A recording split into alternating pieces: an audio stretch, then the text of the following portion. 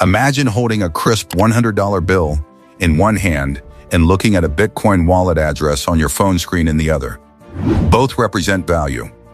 One is a piece of paper issued by a central authority, accepted because governments declare it legal tender.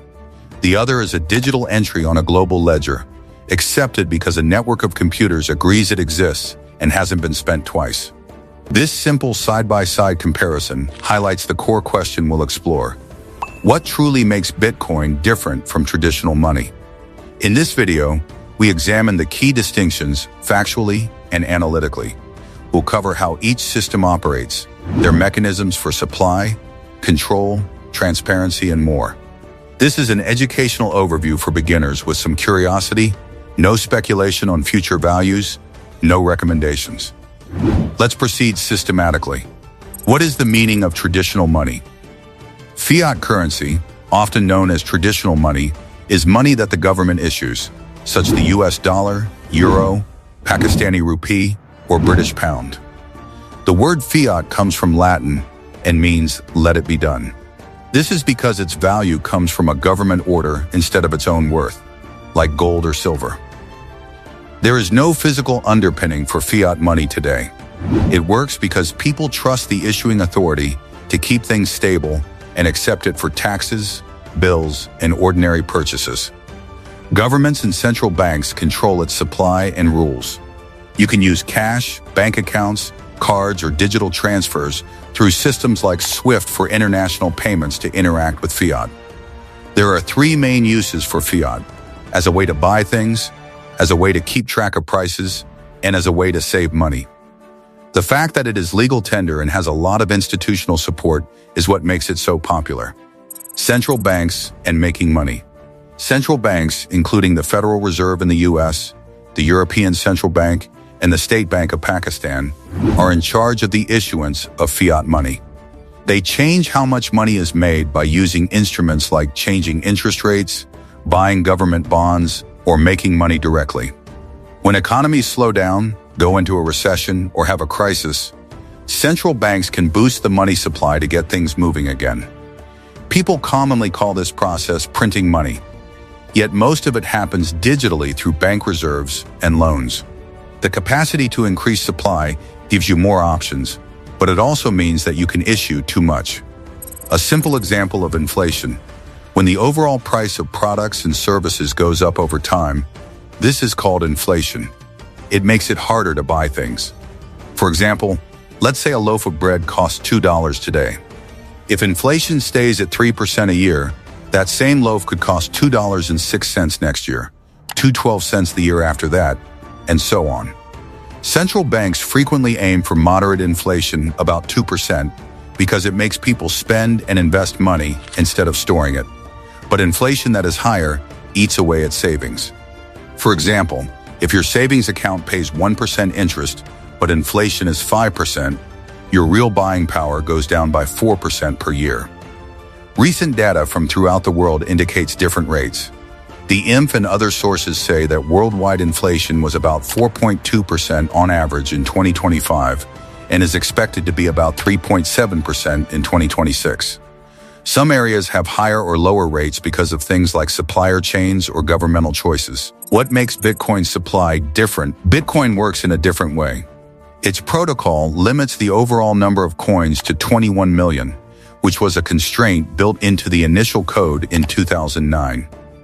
This limit can't be changed unless almost everyone on the network agrees, which is quite unlikely. As of early 2026, about 19.99 million Bitcoin had been mined, and there were still about 1 million that had not yet been used. Mining rewards are granted to miners who keep the network safe by solving computational challenges. These awards give out new Bitcoin. The halving happens every 210,000 blocks, which is around every 4 years. It halves the block reward in half. The last halving, which happened in April 2024, lowered the reward from 6.25 to 3.125 Bitcoin for each block. The next one is expected to happen around April 2028, which will bring it down to 1.5625. This design lack of supply is different from Fiat's changeable supply. Decentralized banking versus centralized banking.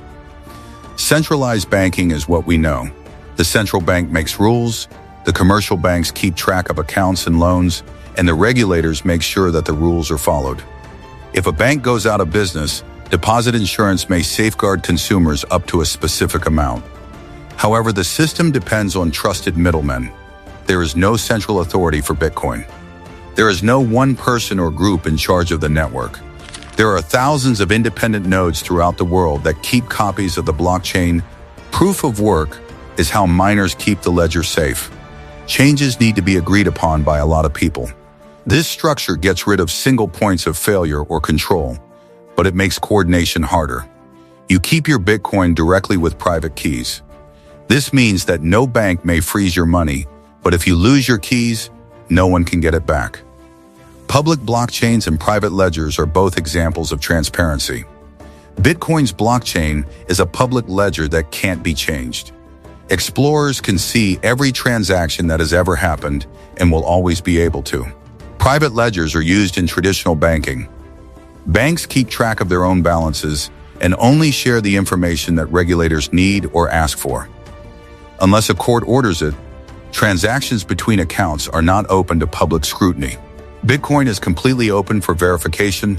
There are no covert unit creations, while fiat relies on audited but not public central bank operations. Speed of transactions and access from anywhere in the world. When you send money through a bank, it can happen right away or on the same day. But when you send money internationally, it can take 1 to 5 working days and cost $20 to $50 or more. Discussion on the store of value. Some people think about Bitcoin as a possible store of value since it has a limited quantity and is not affected by monetary policy. This is similar to gold, which is also scarce. Others point out that fiat has a long history of being used in economies, legal systems, and by a lot of people. Bitcoin's price has changed a lot, but this is because of how the market works, not because of policy moorings. The discussion is still going on. Bitcoin protects against some currency hazards such as too much supply growth, but it doesn't have the stability or institutional support of big currencies. Fiat is stable in stable situations, but it loses value when inflation is high. Both systems have risks. Fiat risks include inflation making money less valuable, policy mistakes that cause currency to lose value, bank failures which are lessened by insurance, and geopolitical limits on access. Bitcoin hazards include price swings caused by changes in market sentiment, possible changes in regulations that make it harder to use, security problems like lost keys or exchange hacks, and network weaknesses, though the fundamental protocol has been safe since it was first created. Energy consumption and mining is another factor to think about, but many studies are now linking it more and more to renewable energy sources. Both systems have pros and cons. The centralization of fiat money makes stability controls possible, but it also adds policy risks. The decentralization of Bitcoin makes it more resilient, but it also requires people to take responsibility. We've examined Bitcoin and traditional money through neutral comparisons of their designs, operations, and implications. Understanding these distinctions helps clarify how each functions in the modern economy. If this breakdown was useful, consider subscribing for more factual explorations of technology and finance topics. Like the video if it helped, and share thoughts in the comments. What aspect would you like clarified further? Thanks for watching. Stay informed.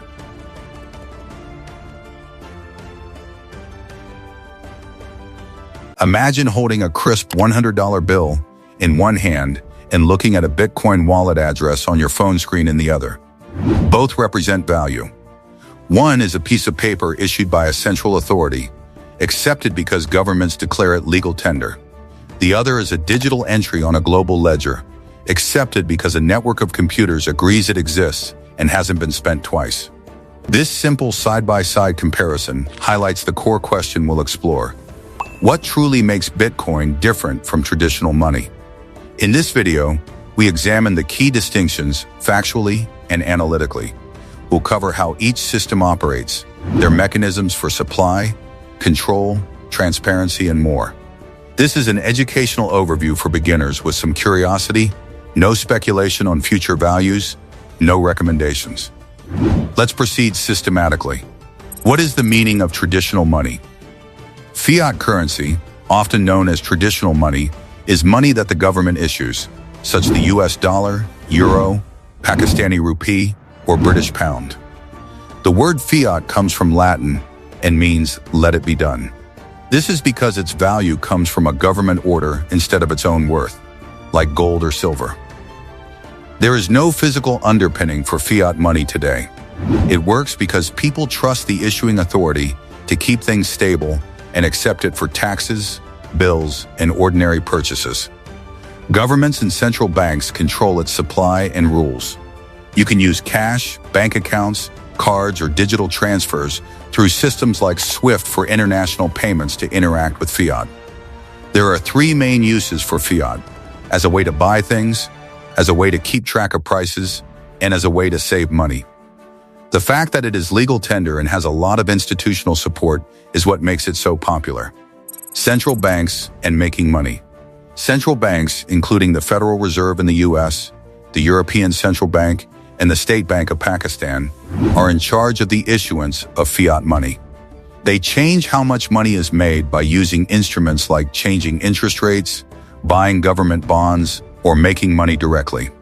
When economies slow down, go into a recession, or have a crisis, central banks can boost the money supply to get things moving again. People commonly call this process printing money, yet most of it happens digitally through bank reserves and loans. The capacity to increase supply gives you more options, but it also means that you can issue too much. A simple example of inflation: when the overall price of products and services goes up over time, this is called inflation. It makes it harder to buy things. For example, let's say a loaf of bread costs $2 today. If inflation stays at 3% a year, that same loaf could cost $2.06 next year, $2.12 the year after that, and so on. Central banks frequently aim for moderate inflation, about 2%, because it makes people spend and invest money instead of storing it. But inflation that is higher eats away at savings. For example, if your savings account pays 1% interest, but inflation is 5%, your real buying power goes down by 4% per year.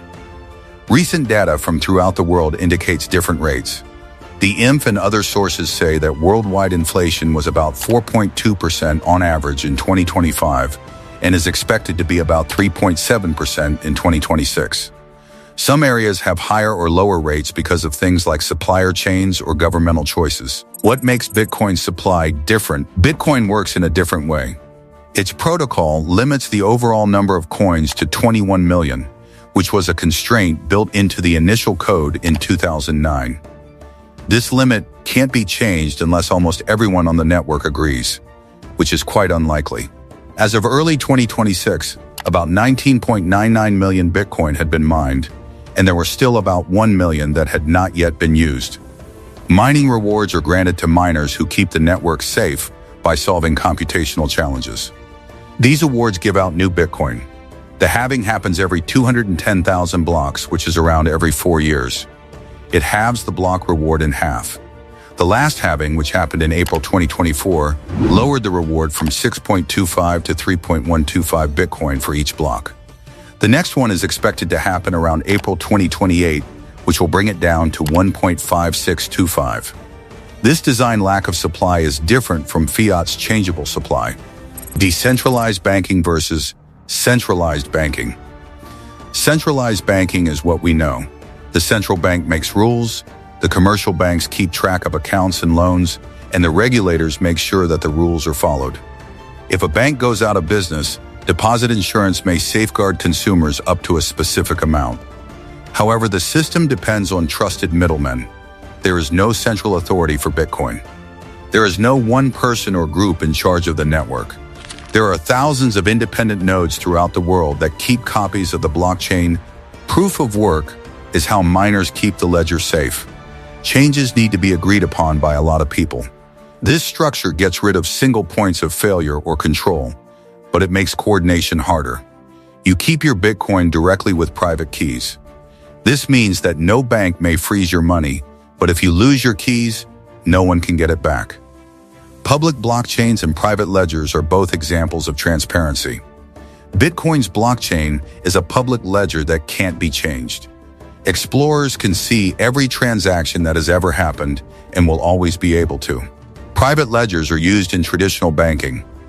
Banks keep track of their own balances and only share the information that regulators need or ask for. Unless a court orders it, transactions between accounts are not open to public scrutiny. Bitcoin is completely open for verification. There are no covert unit creations, while fiat relies on audited but not public central bank operations. Speed of transactions and access from anywhere in the world. When you send money through a bank, it can happen right away or on the same day. But when you send money internationally, it can take 1 to 5 working days and cost $20 to $50 or more. Discussion on the store of value. Some people think about Bitcoin as a possible store of value since it has a limited quantity and is not affected by monetary policy. This is similar to gold, which is also scarce. Others point out that fiat has a long history of being used in economies, legal systems, and by a lot of people. Bitcoin's price has changed a lot, but this is because of how the market works, not because of policy moorings. The discussion is still going on. Bitcoin protects against some currency hazards, such as too much supply growth, but it doesn't have the stability or institutional support of big currencies. Fiat is stable in stable situations, but it loses value when inflation is high. Both systems have risks. Fiat risks include inflation making money less valuable, policy mistakes that cause currency to lose value, bank failures which are lessened by insurance, and geopolitical limits on access. Bitcoin hazards include price swings caused by changes in market sentiment, possible changes in regulations that make it harder to use, security problems like lost keys or exchange hacks, and network weaknesses, though the fundamental protocol has been safe since it was first created. Energy consumption and mining is another factor to think about, but many studies are now linking it more and more to renewable energy sources. Both systems have pros and cons. The centralization of fiat money makes stability controls possible, but it also adds policy risks. The decentralization of Bitcoin makes it more resilient, but it also requires people to take responsibility. We've examined Bitcoin and traditional money through neutral comparisons of their designs, operations, and implications. Understanding these distinctions helps clarify how each functions in the modern economy. If this breakdown was useful, consider subscribing for more factual explorations of technology and finance topics. Like the video if it helped, and share thoughts in the comments. What aspect would you like clarified further? Thanks for watching. Stay informed.